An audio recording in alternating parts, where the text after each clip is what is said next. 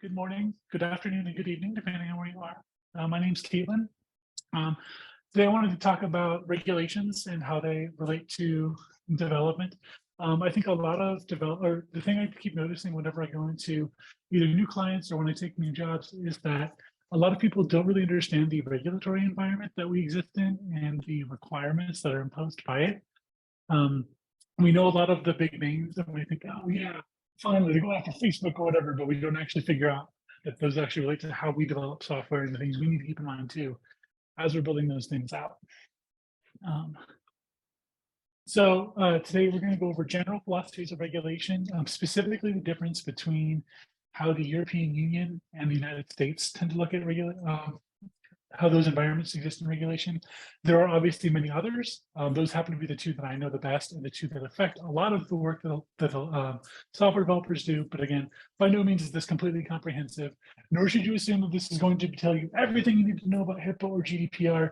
This is really intended to be sort of a surface level introduction of these are things you need to be able to keep in mind. And then if you think that the area you're working on is affected by it and you really need to look into it deeper or ask for help.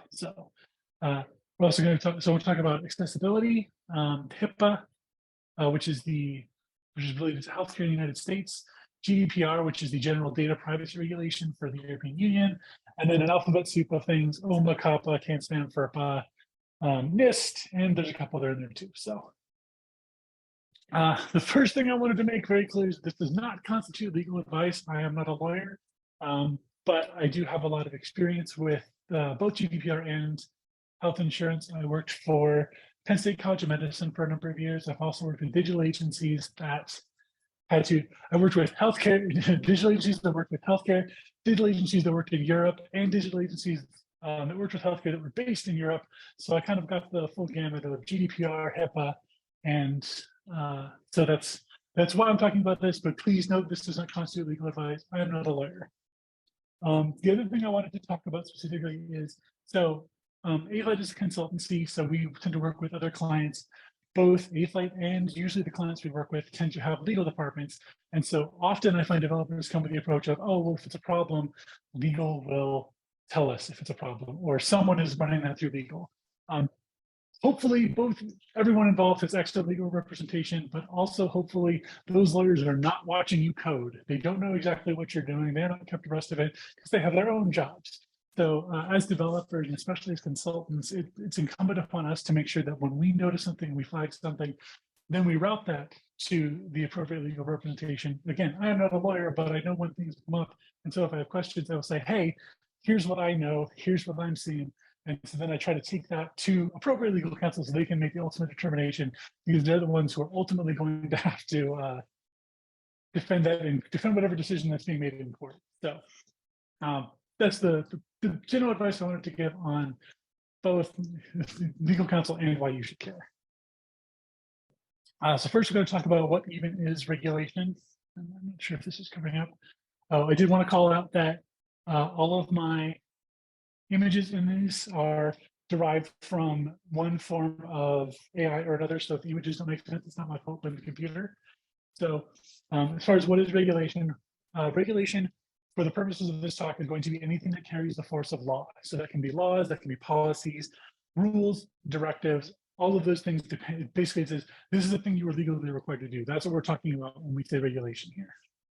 And that's going to come from a broad variety of different things, the state level, on the United States, the federal level, specific country level, and of course the GDPR is the European Union wide level. So, and then generally how we should deal with it, you need to be knowledgeable. So you need to be aware enough of the regulations to know that they might impact you, they might impact what you're doing.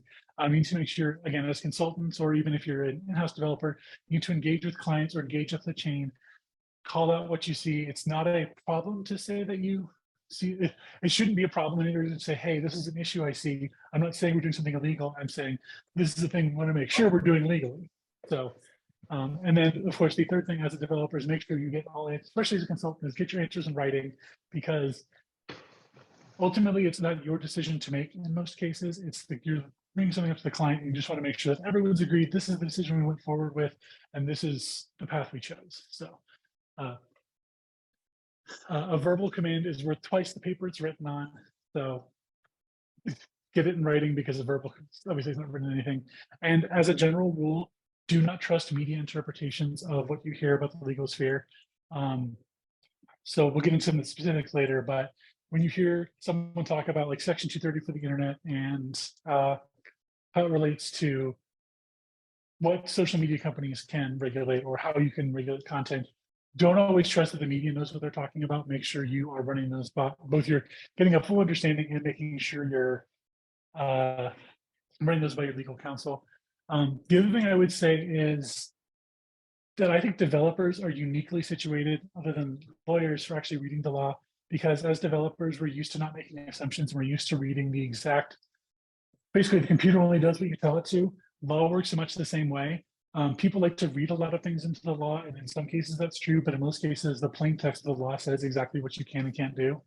And so take the time to actually read laws if you have questions, because for the most part, they're obtuse, but they're very specific. So that would just be the general advice I have there. And this is if you've ever worked with a client before, especially bringing up things that had this happen all the time with GDPR. Okay, but I saw this other company doing that. That's fantastic. I'm not their lawyer. I'm not the developer. I'm telling you what the law says. I'm telling you what my understanding of the law is. And it says you can't do this. Just because someone else is doing this just means they might get sued later. And you might get sued too.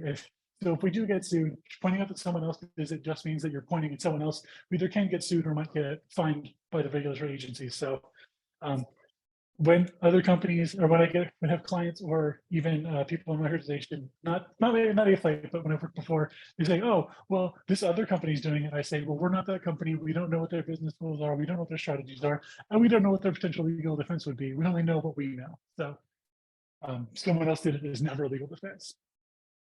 So when we talk about how the US approaches regulation, when we talk about general protections, so when we talk about things like privacy, the US tends to take a very reactive approach to regulation. You can see this especially when you look at things like the crypto sphere. It's sort of, everyone does something until they're told not to do it. And the US government on a federal level tends not to get out in front of things. They tend to wait until things happen and then make laws and say, oh, well, that was bad. We shouldn't do that. Unless they can very specifically tie it back to an existing law. They're not typically forward looking. They tend to be a little bit more toothless.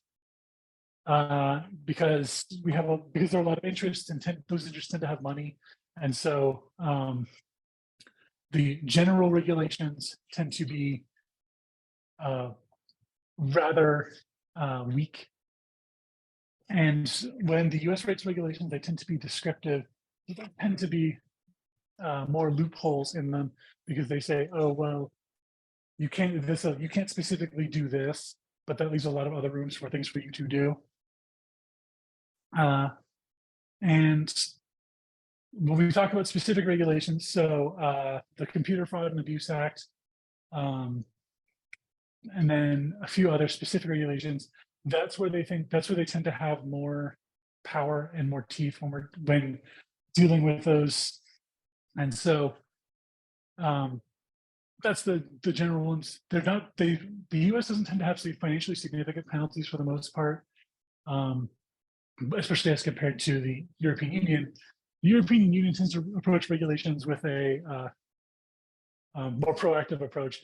They tend to be faster about writing regulations, more liberal in their enforcement, and they tend to be more punitive in their damages, because they actually want to, they tend to be written with the idea of strong protections around the rights of end users, broad sweeping rules, and looking toward the future rather than trying to stop what was done in the past. The example I'll give is, I think actually just this month, it was announced that Facebook was hit with a $414 million fine because both Facebook and Instagram were forcing users to accept personalized ads. So very large fine, and they were also given 3 months to come up with a remedy for their problems. Otherwise, they would be hit with further punitive action. That is just another thing you would usually see in the United States. So, because those are two very different regulatory environments, we tend to have a lot of different rules when it comes to those two things. And the reason I brought up the difference between the European and the US is because if you only worked in one of those, having to deal with the other tends to be very jarring because they're so different in how they approach. The one universal, which I apparently spelled wrong in this, the one universal regulation that I found that applies broadly everywhere is accessibility. We finally got to the point where accessibility is considered across the board is a thing you need. So in the European Union, accessibility is based on the European Accessibility Act, which mandates accessibility for any entity doing business in the European Union. And then there are also further devolved regulations within the individual states. In the United States, Section 508 of the US Code covers federal government entities. Section 504, oh, sorry, this is the Rehabilitation Act of 1974. Section 508 covers the federal government. Section 504 covers anyone who gets money from the federal government, including anyone who accepts SNAP or grants. And then the Americans with Disabilities Act, per the Department of Justice, says that it covers basically anyone who has a public-facing interface. The digital has been sort of incorporated with physical spaces. And then specifically in California, there's the UNRRA Act that explicitly requires accessibility for, or digital accessibility for all websites. This is also just an example of the tangled web of regulations that can come up with, all saying exactly the same thing, but how they apply to different things.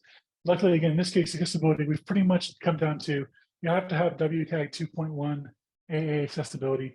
WCAG is a group of standards that I can't remember. I think it's the Web Consortium Accessibility Guidelines. Don't quote me on that acronym now.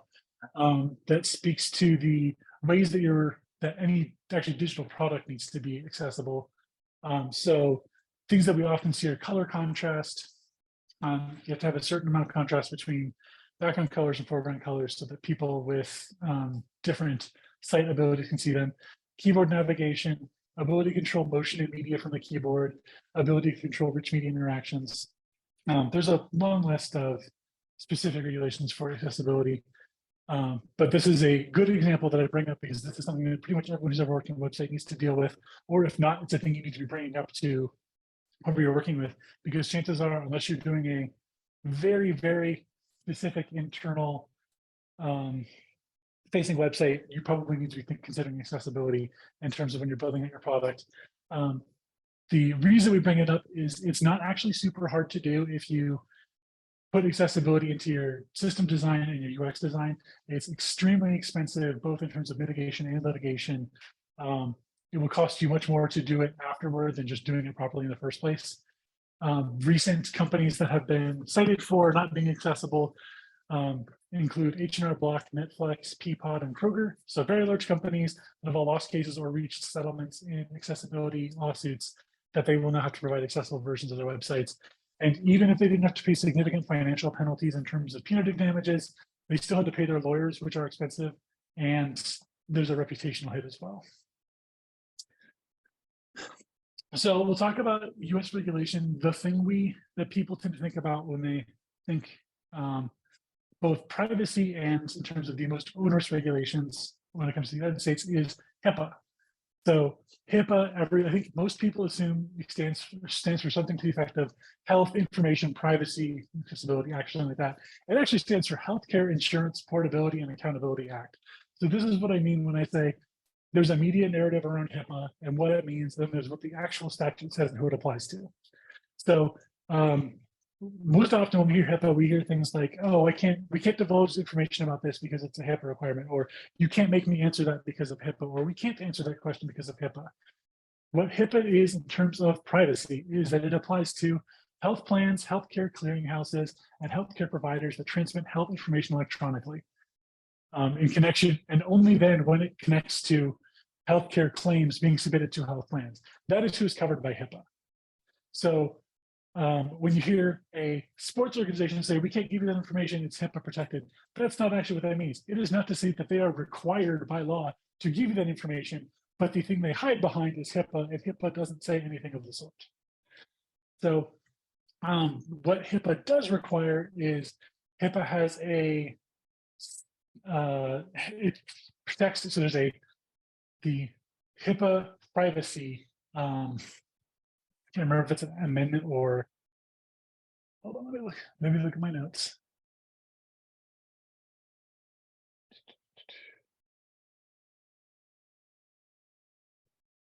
Yes, the HIPAA privacy rule. So the HIPAA privacy rule, so if you go to its website, it claims to give patients more control over their health information, set boundaries on the use of health records, and establish appropriate safeguards for the privacy of the information. It sort of does those things, but only in a very general sense. So if you were to just read that statement, you might think, oh, that means that my health information is protected and it can't be sold or used to market to me.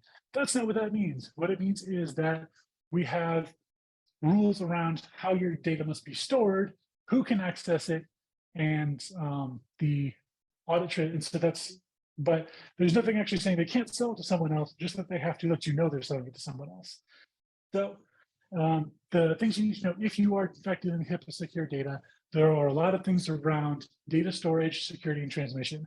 The principle of least access, which means that only people who have a given specific needs to access that data can get access to that data.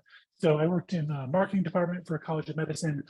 We not only did not want the information, like we don't want someone's personal information in terms of what their medical history is, what their diseases are, and legally we couldn't get those things. What we actually needed was just to know, okay, we have X number of people who are in this specific or this generic area of medicine, and that's what we want to focus on and advertise to. So as marketers, we did not get, and legally could not have the access to those people's names, their personal information. There's also around data security and storage. That information has to be encrypted both at rest and when you're trying to transmit it. And then there are audit trails. So we need to, when someone does access that information, we need to keep record of it so that if there's a breach or if there's issues later, we know who had access to it, when they had access to it, and what they did with it in the system in terms of did they copy it out of the system. HIPAA's requirements come down to a lot of documenting all the things. So there are a number of different certifications, and we'll talk specifically about them when we get to the alphabet soup part. But there are regulations in terms of who has access to things, what your controls are around that access, and things like how quickly you deactivate access when someone leaves your employee, things like that. And then breach notifications.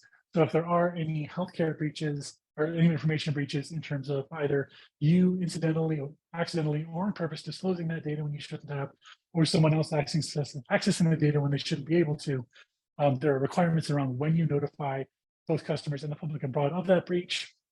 And to the point of the US not being super punitive, in 2021, the Office of Civil Rights penalized 10 organizations for a total of $12 million total. That was the total number of all HIPAA privacy violations. So it's not that it's completely useless, and it's not that it's doesn't put a lot of requirements on the organizations that do fall under it, but it's not nearly as broad or as applicable or as we'll say full-throated in its defense of information as people tend to think it is.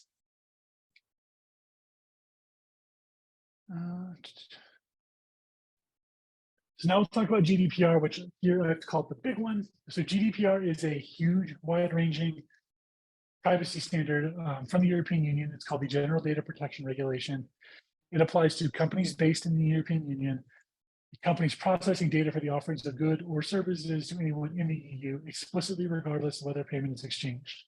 What does that mean? So that means if you have a website that is accessible in the EU and you are offering a good or service to someone in the EU, whether that's you are physically or you're sending them a physical product, providing them digital downloads, or even just providing them information. So, and that's why I made that carve out of explicitly regardless of whether payment is exchanged. If you are providing, let's say you're what is it? Can't think of the ones I tend to. So you go to a cybersecurity website and they're offering a white paper on something.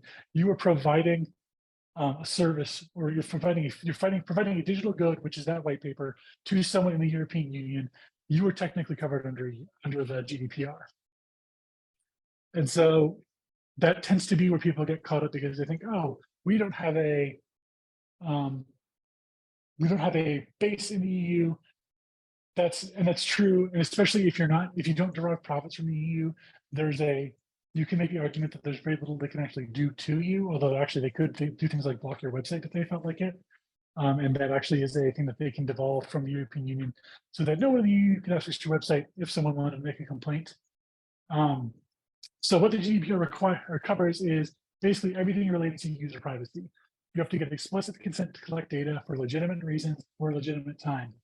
That means, so the example I give about the white papers, and this came up with a client and took me forever to convince them that this in fact was the law. So they had white papers they offered to people. You come to their website, or I go to their website, I give them an email address, and in return, they give me access to a white paper or something. That is a fairly standard practice, especially when it comes to IT, and especially in the US, where you can collect that information and use that to add to your mailing list because you know that person is interested in whatever topic the white paper is on. The EU says you have to get explicit consent to collect that data. So you have to be able to, so when they talk about consent, they don't just mean you have to check a box. They mean someone has to actively check a box, and you can't require them to check that box in order to provide that good or service, unless you collecting that information is actually a requirement of you getting whatever that good or service is. So in the case of the white paper, if you're just if you're just essentially gating it with an email address and then they can download that information, that's technically illegal under the EU law. I believe it's section 7. I had to do a whole paper on this to convince the client of this at one point. So because that email address is not required to give them that white paper, you can't require them to give you the email address in exchange. In the United States, we actually see that as a business model that's for some reason protected. In the EU, they do not. If you are providing information for free, you cannot make them trade their data for your information. They have to, so beyond that, they also have to, so that's what it comes with. The users must have the ability to choose. If they don't want to, they don't have to, except for those things that are explicitly required. So if you were sending someone a physical product, then you have to be able to collect their address. That's just how it works. They can't opt out of that, and that wouldn't be a thing the EU covers.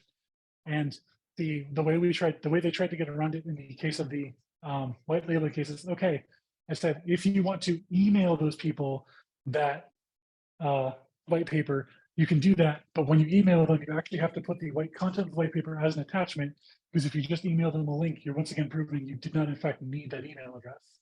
So that's how specific things get in terms of consent and what information you can collect.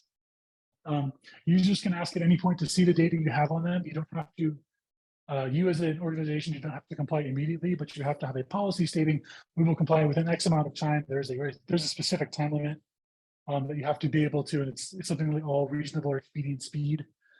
So any user can see all the data you've collected. Users can ask for the data to be deleted. That does not mean you have to do, again, in the case of like shipping orders, or if you need to note that X person had access to X information, that data you don't have to delete. But if you are keeping like their address and you haven't shipped them a physical product, then that data can be deleted. That's the right to be forgotten, I believe it's often called in the media. And users can ask you to stop processing their data at any point, even if they consented in the first place. So let's say you did manage to get their email address for your white paper thing. Number one, you would have had to explicitly get their permission in order to include them on an email newsletter. And at any point, they can ask you to stop including them or stop including the information in the processing you're doing, and you have to comply. There are also a lot of other pieces to GDPR around how long you can store that data. So you can't just store data, hold on to it for a long period of time. You have to, again, part of that definition is in terms of you have to be collecting data for legitimate reasons for legitimate time. That doesn't mean you can just hold on to it forever because you want to. It means you have to, before you collect the data, know how long you're going to store it and then get rid of it once you're not. In terms of punishments, violators can be fined up to 20 million euros or up to 4% of the annual worldwide turnover of the preceding financial year, whichever is greater. And the European Union is not shy about making this hurt. So Amazon Europe was fined £746 million for what was alleged to be manipulating customers for commercial means by choosing what advertising information they receive based on processing personal data. So essentially, they were collecting the navigating and shopping habits of Amazon users and then using that to give them suggested products, even when those people didn't consent. They were fined €750 million, €750 million. La Liga, the soccer organization was fined $250,000 for poorly disclosing the purpose for requesting GPS and microphone informations within their mobile app. And then what they did was when the app was open, it transmitted the user's location if it detected an acoustic fingerprint embedded within the game telecast. So if you had the La Liga app open and were watching the game, they would actually be listening to it and then pinpointing. I can't actually believe they did this. They were using that data to try to pinpoint venues that were illegally broadcasting their matches. And so that was obviously a very large privacy violation, and they got fined £250,000 for doing so. This Mado one is actually not the one I was referring to earlier. They were fined 265 million euro for ongoing processing of personal information when they were. So this is actually when you sign up for Facebook, they would import your contacts to let people search mobile phone numbers.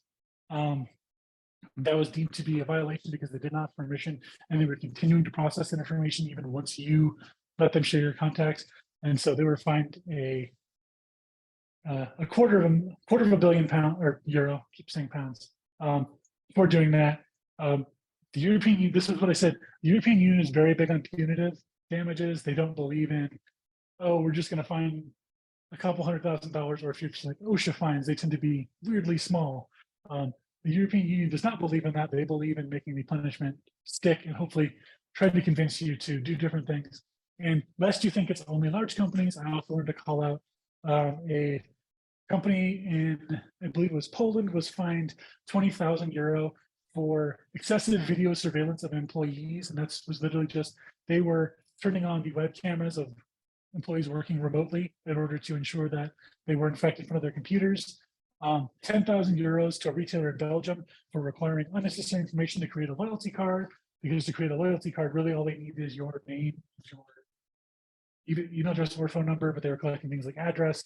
And that, so again, to that point of you can only collect the information you actually need to do the job. In order to create a loyalty card, they just have to be able to contact you in some way. They wanted other things so they could use it to market you, which they're not allowed to do. So whether you're very large like Amazon or very small like small Belgian retailer, the European Union applies to, or the GDPR applies to everybody. So, oops, too far. I've gone too far. Okay, so speed round for alphabet soup. So there are a lot, these are the small regulations that we don't necessarily talk about as much, but are still important to know about. So COPPA is the Children's Online Privacy Protection Rule. I hate that acronym because it doesn't actually stand, because the acronym doesn't match up what it's actually called. But generally, this is the rule that tends to apply when we're talking about dealing with children on the internet. So there's a complete restriction on gathering information for users who are 13 and under, absent explicit parental permission. And when they mean parental permission, they mean not just send us your parents' email to get your permission. They want actual documented proof that you are their parents. That is why you tend not to have a lot of user accounts for users 13 and under, because it's very difficult to do that. There's also restrictions on passing data along to third parties for children, and restrictions on child-oriented marketing. So essentially, if you are marketing to children, that tends to fall afoul of COPPA, or for your specific app, that tends to fall afoul of COPPA. Some of the recent fines in this is why I was saying some of the more specific regulations in the US have a little bit more teeth than generic ones. COPPA is an example of that. $500 million fine from Epic, I believe, was in December. That was based in part on the FTC Act, which we'll cover at the end, and as well as violations of COPPA because they were marketing Fortnite to children and making they were trying to get kids so they could make purchases without parental consent. That was all the in-app purchases. There are also things around separate privacy policies have to be drafted and posted for data about those under 13. And they have to provide a reasonable means for parents to review their children's data, establish and maintain procedures for protecting that data, and limiting retention of that data. So COPPA actually is very similar to the GDPR in terms of its scope and what it tries to do. It is unfortunately only focused on children under 13. There's also a $5.7 million violation against TikTok and 170 for YouTube. That was actually when YouTube started implementing their policy of demonetizing videos, what they called aimed at children, for that same child-oriented marketing reason, because they didn't want to be perceived as running afoul of COPPA. The I think the DMA actually supposed to be OMA. It's actually the Open Markets Act. It's either the Open Markets or Digital Markets Act. I'm not sure. I have to check that abbreviation. But companies of a certain size, and this was actually targeted toward. Oh, sorry, it is the Digital Markets Act. So this is targeted at large market, and so Facebook, App Store, Google Play Store were what they were trying to do here, or what they were trying to cover with this regulation. So companies of a certain size cannot prevent links to external services, prevent users from uninstalling pre-installed software, track users outside the platform, absent GDPR consent. That would be that when Facebook was tracking your links even when you weren't on Facebook, and unfairly advantaging internal offerings. They have to allow interoperability from third parties, allow full data access, and allow outside fulfillment payment. This was the European Union's response to the App Store monopoly, as well as some of the perceived failings of Facebook, Instagram, TikTok, things of that size in terms of not allowing other people or from getting a monopolistic in spirit hold over a given market, even if it doesn't necessarily run afoul of specific anti-monopoly provisions. So they passed the Digital Markets Act to try to open those up. I don't think that will apply to a lot of people. It's just good to know that it does exist. And the rules for who that applies to are large companies that serve as a gatekeeping functionality in digital markets in at least 3 European Union countries. So that's not nearly as big as you might expect, or not nearly as onerous as you might expect. So any large enough large enough company in a given market in 3 European Union countries has to abide by the Digital Markets Act. FERPA is the Family Educational Rights Protection Act. It's sort of like HIPAA, but for education, and much in the same way as HIPAA is a lot about data retention, storage, and transmission. It dictates the access to, right to amend, and some rights of distribution of personally identifiable information as it relates to data. So if you work in the educational sphere, whether that's kids under 18 or even in the college, all that tends to, or a lot of that information around the education, around the education experience itself tends to fall under FERPA guidelines. Those rights sit with the parents of the children until they're 18, at which point they transfer to the student. And this actually, the one more we'll get into when we get to the next slide in terms of how all this stuff tends to fit together and sort of some broad overarching concepts that we can use. CAN spam is important to know if you do any emailing. It is an old law from early 2000s that covers all commercial email.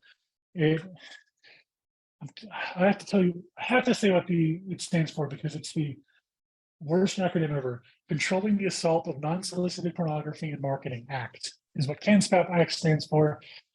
It was supposed to solve spam forever. And what it does was require that you have to have an accurate subject in an email.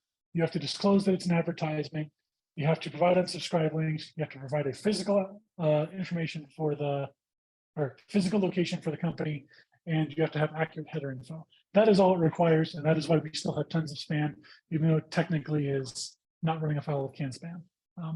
It is a rather toothless act at this point, but it is good to know about for example, why you can't drop certain things in emails and why they're required by certain platforms. The FTC Act is actually the law that created the Federal Trade Commission and the source of its power. The FTC is sort of a quasi-consumer protection agency because it can go and will go after companies that aren't really violations of the law, as much as they are unfair. So when I talked about that $500 million lawsuit against Epic, part of that was done under COPPA, and part of it was just done under the FTC's internal power because it alleged that the company was using dark patterns to trick players into making purchases that they weren't otherwise aware they were doing. So that doesn't sound like a very technical law they're broken. It's because it's not. The FTC is just making sure they're sort of just going for after things that are unfair. How much that law gets enacted and how much power the FTC wields is very much up to whatever political party happens to be in power and therefore who appoints the FTC. But it's good to know in terms of, I would hope no one on this call is going to be explicitly trying to deceive their users, but there are ways you can be called out even for just quote dark patterns. The last two things I wanted to talk about are standards that are used, and these actually apply broadly to a lot of the regulations we just covered. So the National Institute of Standards and Technology publishes lots of voluntary frameworks about cybersecurity and information security. So NIST has a lot of really useful things in terms of these are the basics you should do in cybersecurity, and it will say have a policy of like make sure your underlying OS and all applications have their security updates applied. Make sure when you store data, you're storing it in this way. They have I think that's also what they do with principal least access. They have a specific standard around that. But so NIST publishes a lot of different smaller standards, but those standards tend to be applied across those things because, for example, to be HIPAA compliant, you have to follow this NIST standard or make sure you're meeting this NIST standard. Or if you're working for government contracts, they tend to say things like, you have to be able to meet this NIST standard and show us in your policy documentation how you meet this NIST standard. So those are good things to know about. The other thing I wanted to talk about was service organization control audits, usually referred to as SOC 2 and SOC 3 as far as technical stuff goes. It's essentially an outside verification of your internal security controls. So SOC 2 is an independent audit of IT, cybersecurity controls and policies. This is where we get into a lot of the things around. So if you're trying to be HIPAA compliant, you tend to also you might do a SOC 2 compliance statement that says, okay, this is how we access our data. This is just access to PII data. This is how they access it. All that data is encrypted. It doesn't get unencrypted until X. When it's accessed, we make sure we note that over in this system. So these are all voluntary. None of these are actual requirements, but they're sort of general frameworks you can use in order to meet those other regulatory requirements. And they're also just good to have in lots of cases because they ensure that you have all of your policies and things written down. The biggest thing you can do as a developer, and especially as it relates to business data, is to figure out what data you're collecting is actually essential to the operation of the business and craft policies that reflect the most important acquisition and maintenance of that data.